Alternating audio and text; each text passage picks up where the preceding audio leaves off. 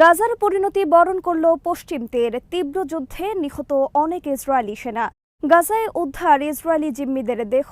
নেতানিয়াহুর বিরুদ্ধে প্রতিবাদে উত্তাল গোটা ইসরায়েল। উত্তর ইসরায়েলে তীব্র হামলা অব্যাহত হিজবুল্লাহর। ইরাকে যুক্তরাষ্ট্রের হামলায় নিহত 15 আইএস জঙ্গি। ফিলিপাইনে মুখোমুখি সংঘর্ষ ফিলিপাইন চীনা কোস্টগার্ড জাহাজের। বিডিভিউস ইনফোটেনমেন্টে স্বাগত জানাচ্ছি আমি ফাহাদিয়া মিতু। আজ জানাবো প্রতিরক্ষা সংক্রান্ত গুরুত্বপূর্ণ কিছু খবর। এবারে গাজার পরিণতি বরণ করল ফিলিস্তিন রাষ্ট্র নামে পরিচিত পশ্চিম তীর। পানি, বিদ্যুৎ এবং ইন্টারনেট বন্ধ করে দিয়ে শনিবার পশ্চিম তীরে নির্বিচার হামলা চালিয়েছে ইসরায়েল আর্মি। নিহত হয়েছে নারী, শিশুসহ শতাধিক ফিলিস্তিনি। গাজার মতো ইসরায়েল আর্মি সাধারণ ফিলিস্তিনিদের হত্যা এবং বাড়িঘর ধ্বংস করে চলেছে পশ্চিম তীরে। পশ্চিম তীরে আশ্রয় নিয়েছে হামাস সহ প্রতিরোধ যোদ্ধারা। এই অভিযোগে গত মঙ্গলবার রাত থেকে পশ্চিম তীরে সর্বাত্মক হামলা শুরু করেছে ইসরায়েল। জেনিন, নাবলুস সহ বিভিন্ন এলাকা থেকে ইসরায়েল আর্মি জোর করে বাড়িঘর থেকে বের করে দিচ্ছে ফিলিস্তিনিদের। ব্যাপক ধ্বংসযজ্ঞ পরিচালনা করেছে জেনিন উদ্বাস্তু শিবিরে। ইসরায়েল আর্মি 5 দিন ধরে অবরোধ করে রেখেছে জেনিন ক্যাম্প। বন্ধ রয়েছে পানি, বিদ্যুৎ, ইন্টারনেট ও খাদ্য সরবরাহ। ফিলিস্তিনি কর্তৃপক্ষ জানিয়েছে 24 ঘণ্টায় পশ্চিম তীরে নিহত হয়েছে শতাধিক সাধারণ মানুষ। ইসরায়েলের হামলায় ধ্বংস হয়ে গেছে জেনিন শহরের 70% সড়ক। ইসরায়েল আর্মির পাশাপাশি পশ্চিম তীরে জেনিন সহ বিভিন্ন এলাকায় ফিলিস্তিনিদের ওপর হামলায় অংশ নিয়েছে সেখানকার ইসরায়েলি বসতি স্থাপনকারী ইহুদিরা। ইসরায়েল আর্মির সাথে তারাও ফিলিস্তিনিদের বাড়িঘর ধ্বংস, ফিলিস্তিনিদের ওপর নির্যাতন এবং তাদের সহায় সম্পদ দখল ও লুটপাট চালিয়ে যাচ্ছে। পশ্চিম তীর 1967 সাল থেকে দখলে রেখেছে ইসরায়েল আর্মি। সেখানে এখন পর্যন্ত তারা অবৈধভাবে বসতি স্থাপন করেছে কমপক্ষে 7 লাখ ইহুদি ইসরায়েলের। ইয়াসির আরাফাতের উত্তরসূরি মাহমুদ আব্বাসের নেতৃত্বে পশ্চিম তীরে রয়েছে নামে মাত্র একটি ফিলিস্তিন সরকার। পশ্চিম তীরে ইসরায়েল আর্মির ওপর হামলা অব্যাহত রয়েছে আল কুদস ব্রিগেডস, আল মুজাহিদিন ব্রিগেডস এবং কাসাম ব্রিগেডস সহ বিভিন্ন প্রতিরোধ যোদ্ধাদের। আল মুজাহিদিন ব্রিগেডসের এক বিবৃতিতে বলা হয়েছে, শনিবার সকালে পশ্চিম তীরের আল খলিল এলাকায় যৌথ অভিযানে নিহত হয়েছে ইসরায়েলের একজন কমান্ডার সহ বেশ কয়েকজন সেনা অফিসার। আল কুদস ব্রিগেডসের জেনিন ব্রিগেডস শনিবার জেনিন উদ্বাস্তু শিবির এলাকায় তীব্র যুদ্ধে লিপ্ত হয় ইসরায়েল আর্মির বিরুদ্ধে।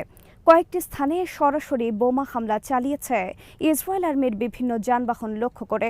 এতে ঘটনাস্থলে অজানা সংখ্যক ইসরায়েলি সেনা নিহতের দাবি করেছে জেনিন ব্রিগেডস। ইসরায়েল আর্মি শনিবার জেনিনে তাদের এক সেনা নিহতের কথা স্বীকার করেছে। কাসাম ব্রিগেডস এবং আল কুদস ব্রিগেডস শনিবার জেনিনের আল দামাস নেইবারহুডে যৌথ অপারেশন চালিয়ে হত্যা করেছে কয়েকজন ইসরায়েলি সেনা। আহত হয়েছে আরও অনেকে। একই এলাকায় ইসরায়েলের বিভিন্ন সামরিক যানবাহনে বোমা হামলার পাশাপাশি মেশিন গানের সাহায্যে সামনাসামনি যুদ্ধে জড়িয়ে পড়ে আল আকসা মর্টার্স ব্রিগেডস। আল আকসা মর্টার্স ব্রিগেডস যোদ্ধারা কয়েকটি স্থানে সরাসরি হামলা পরিচালনা করেছে ইসরায়েলি সেনাদের ওপর। শনিবার একই এলাকায় টহলরত ইসরায়েল সেনাদের ওপর মেশিন গানের সাহায্যে হামলা চালায় আল মুজাহিদিন মর্টার্স ব্রিগেডস। হামাসের কাসাম ব্রিগেডস এক বিবৃতিতে জানিয়েছে, শনিবারের যুদ্ধে জেনিন ক্যাম্প এলাকায় নিহত হয়েছে তাদের 2 যোদ্ধা। পশ্চিম তীরের পাশাপাশি গাজায়ও কাসাম ব্রিগেডস অন্যান্য প্রতিরোধ যোদ্ধাদের সাথে চালিয়ে যাচ্ছে যৌথ অপারেশন ইসরায়েল আর্মির বিরুদ্ধে। হামাসের কাসাম ব্রিগেডস শনিবার এক বিবৃতিতে জানায়, গাজার জায়তুন নেইবারহুড, তাল আল সুলতান, নেজারি মক্ষ সহ বিভিন্ন এলাকায় যৌথ হামলা চালিয়ে হত্যা করেছে কয়েকজন ইসরায়েলি সেনা। এসব এলাকায় কাসাম ব্রিগেডসের সাথে যৌথ হামলায় অংশ নিয়েছে আল কুদস ব্রিগেডস, মর্টার ওমর আল কাসাম ব্রিগেডস, সালাহ আল দিন ব্রিগেডস সহ আরও কয়েকটি প্রতিরোধ যোদ্ধা। গাজার জায়তুনে শনিবার কাসাম ব্রিগেডস স্নাইপার হামলা চালিয়ে হত্যা করেছে একজন ইসরায়েলি সেনা। রাফার পশ্চিমে তাল আল সুলতানে ধ্বংস করেছে ইসরায়েলের একটি D9 সামরিক বুলডোজার। শনিবার লেবানন থেকে হিজবুল্লাহ ঝাঁকে ঝাঁকে ড্রোন হামলা চালিয়েছে উত্তর ইসরায়েলে। শনিবার ড্রোন হামলার অন্যতম লক্ষ্য ছিল বেইত হিলালে ইসরায়েল আর্মির একটি ব্রিগেড সদর দফতর। একের পর এক আত্মঘাতী ড্রোন হামলায় ধ্বংস হয়ে গেছে ব্রিগেড সদর দফতর। এছাড়া হিজবুল্লাহ বুরকান রকেটের সাহায্যে শনিবার হামলা চালিয়েছে ব্রানিত সামরিক ঘাঁটিতে। এছাড়া হামলা চালিয়েছে বিরকেত রিশা সামরিক সাইটে। ইসরায়েল আর্মি বলেছে শনিবার তারা গাজায় একটি আন্ডারগ্রাউন্ড বাড়ি থেকে বেশ কয়েকজনের দেহ উদ্ধার করেছে। হতে পারে তারা ইসরায়েলি আর্মি, তবে তাদের পরিচয় এখনও নিশ্চিত করা যায়নি।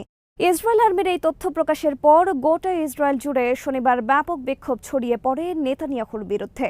রোববার তারা ডাক দিয়েছে গোটা ইসরায়েল বিক্ষোভে কাঁপিয়ে তোলার জন্য নেতানিয়াহুর বিরুদ্ধে অবিলম্বে হামাসের সাথে বন্দি বিনিময় চুক্তি এবং গাজা যুদ্ধ বন্ধের দাবিতে গোটা ইসরায়েলবাসীকে রোববার রাজপথে নেমে আসার আহ্বান জানিয়েছে বিক্ষোভ আয়োজনকারী এবং জিম্মিদের পরিবারের পক্ষ থেকে। ইসরায়েলের সব উচ্চ বিদ্যালয়ের শিক্ষকদের পক্ষ থেকে ঘোষণা দেওয়া হয়েছে তারা রোববারের বিক্ষোভে অংশ নেবে সারা দেশে।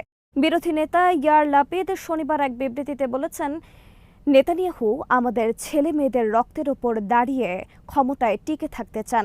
জিম্মি ইসরায়েলিদের জীবনের কোনো মূল্য তার কাছে নেই, তা তিনি স্পষ্ট করে জানিয়ে দিয়েছেন গত বৃহস্পতিবার।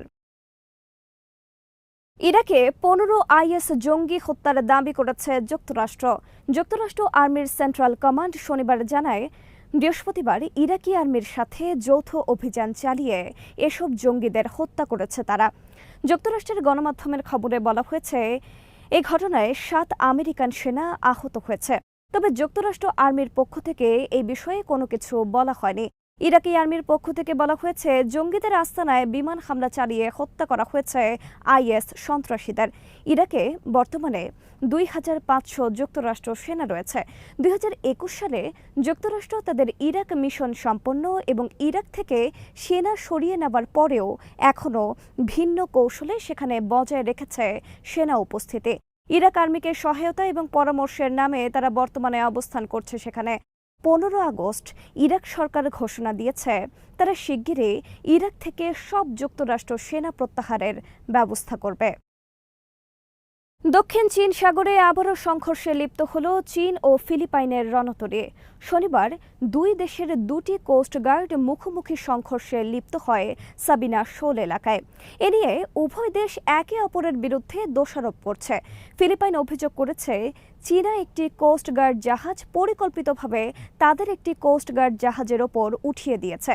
চীনের পক্ষ থেকেও একইভাবে ফিলিপাইনকে অভিযুক্ত করে বলা হয়েছে, ফিলিপাইনের একটি কোস্টগার্ড জাহাজ চীনা জাহাজে ধাক্কা দিয়েছে পরিকল্পিতভাবে। গত 2 সপ্তাহে একই এলাকায় 3 বার ঘটে এই ধরনের ঘটনা। এছাড়া গত 1 বছরে চীনা রণতরী বেশ কয়েকবার ফিলিপাইনের জাহাজে লক্ষ্য করে জল কামান ছোড়া সহ ধাক্কা দেওয়ার ঘটনা ঘটে। এ নিয়ে দুই দেশের মধ্যে চলছে তীব্র উত্তেজনা। এরপর ফিলিপাইন নতুন করে প্রতিরক্ষা চুক্তি করেছে যুক্তরাষ্ট্রের সাথে। এই চুক্তি অনুসারে ফিলিপাইন আক্রান্ত হলে যুক্তরাষ্ট্র এগিয়ে আসবে দেশটিকে রক্ষায়।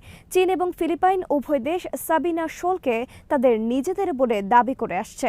বর্তমানে ফিলিপাইনের স্কারবোরো শোল, স্পার্টলি দ্বীপসহ আরও কয়েকটি এলাকা জোর করে দখল করে রেখেছে চীন।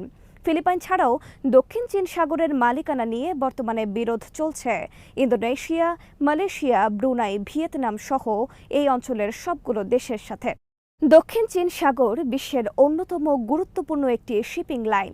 বছরে $3 ট্রিলিয়ন বাণিজ্যিক পণ্য পরিবহন করা হয় দক্ষিণ চীন সাগরের মাধ্যমে। আজ এখানেই শেষ করছে। সমরাষ্ট্র, প্রতিরক্ষা ও কূটনীতির নানা তথ্য জানতে চোখ রাখুন বিডিফিউজ ইনফোটেনমেন্টে। চ্যানেলটি ভালো লাগলে সাবস্ক্রাইব করুন, সংযুক্ত থাকুন আমাদের ফেসবুক পেজে। আল্লাহ হাফেজ।